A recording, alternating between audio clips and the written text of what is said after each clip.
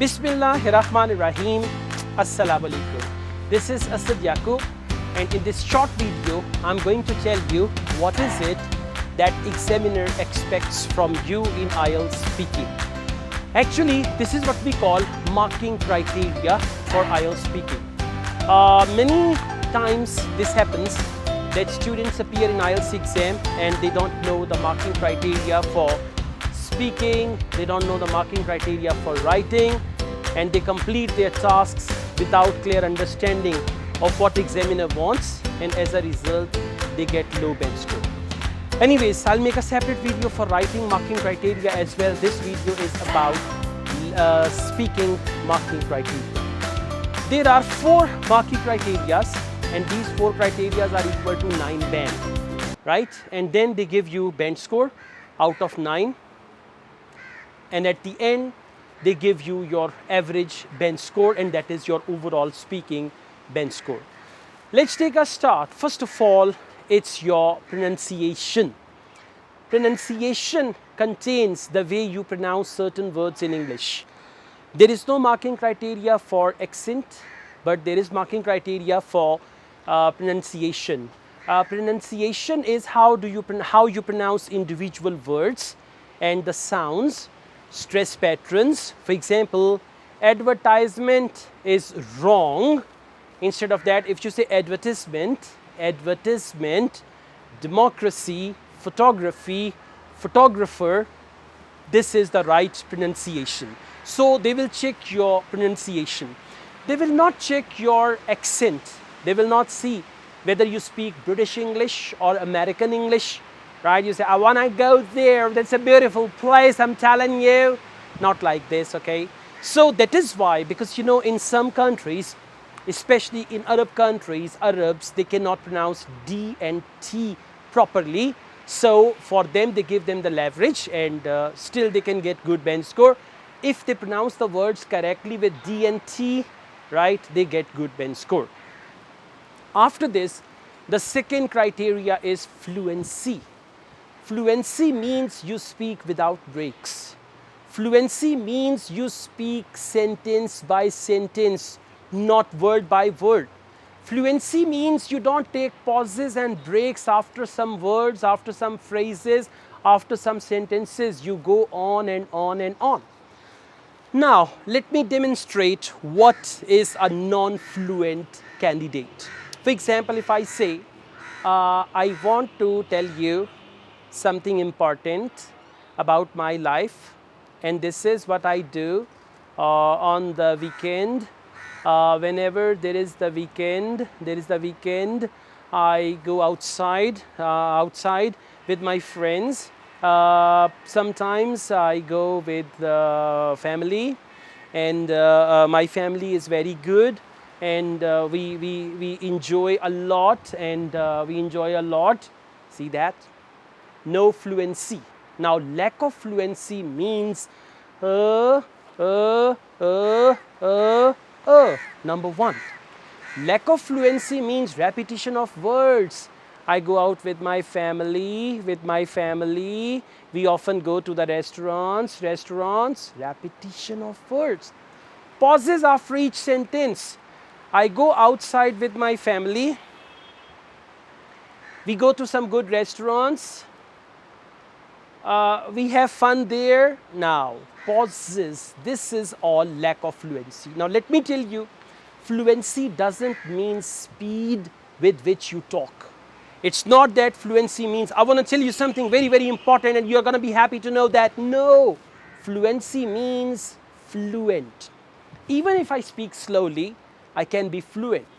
I would like to tell you something, that I drink 8 glasses of water every day, and I think water is essential for life, and all of us should drink glasses of water, and we should make a good routine, like early morning there should be a couple of glasses of water, then in the evening and all that. See that I'm slow but fluent.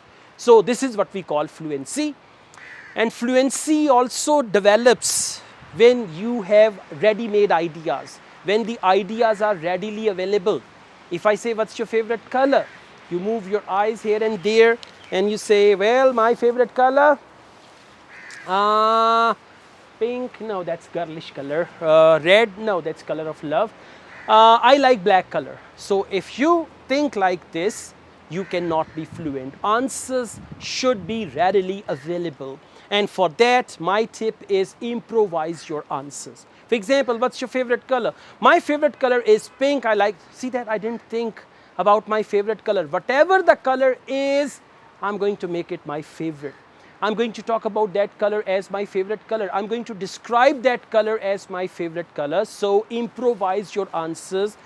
Don't go for true answers, reality based answers. Where did you go last weekend? Last weekend मैं तो किते गया ही नहीं, मैं तो लड़िया सी घरदियां नाल घरे ही रहा. No, you need to come up with ideas. Last weekend I attended this wedding function. It was my cousin's marriage and it was arranged in one of the beautiful banquet halls, and I had fun there with my relatives and with some of my cousins because all my relatives were there. So to answer your question, I attended a wedding last weekend.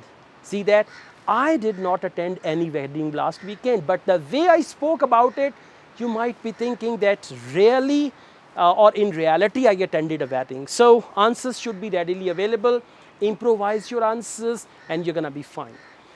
After this, the third criteria is vocabulary. Lexical resource, they call it. Now for vocabulary, they don't see hi-fi vocabulary. They don't see unusual words. They only see usual words and variety of words. I repeat, usual words and variety of words. If they ask you a question, what do you do in your free time? Now, examiner wants to see what vocabulary bank you have or what sort of vocabulary bank you have on free time. Now, you say, in my free time, I watch TV. Sometimes if I have more free time, I go out with my friends. I enjoy my free time. My free time is really good for me. This free time gives me an opportunity to relax. I love free time. Noticed? I used free time 5 to 7 times. This is what we call repetition. Examiner wants to see variety of words on this topic. If you use variety of words away from this topic, you will get low band score. Examiner wants to see variety here. Well, in my spare time, I always go outside with my friends and we sometimes go to the restaurant to have some dinner. Otherwise, we go to a cafeteria and we drink coffee. Whenever I have some leisure time, I try to spend that time with my family as well because usually I'm busy. I have no time for family. So in order to enjoy myself, I spend some spare hours with my family. For time, I use hours. For leisure, for free time, I use leisure time, leisure, spare time, when I have nothing to do. So this is what examiner actually wants to see. Synonyms, paraphrasing, rewording and all that. This is all about vocabulary.